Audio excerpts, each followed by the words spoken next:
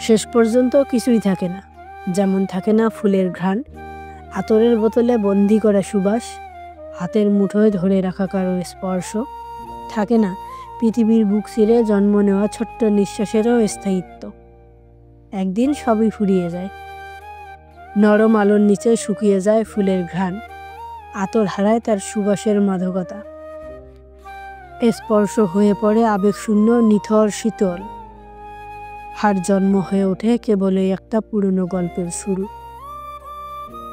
একরাশ অপার মুগ্ধতা নিয়ে যেদিন তুমি এসেছিলে, আমি চুপচাপ তাকিয়েছিলাম তোমার দিকে।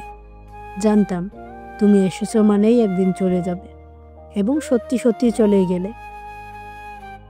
তোমার কাছে আসার ভেতরেই ছিল দূরে সরে যাওয়ার পূর্বাভাস, হাসির ভেতরে ছিল কান্নার প্রস্তুতি। ভালোবাসার প্রতিটি ঢেউ জানতো উত্তাল সমুদ্রকেও একদিন শান্ত হয়ে যেতে হয়।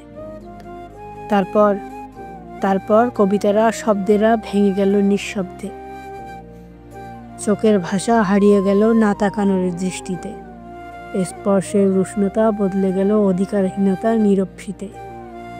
এখন আমি আগের চেয়েও বেশি এলোমেলো।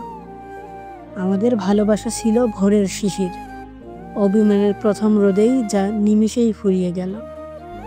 এখন আমি আগের চেয়েও বেশি এলোমেলো।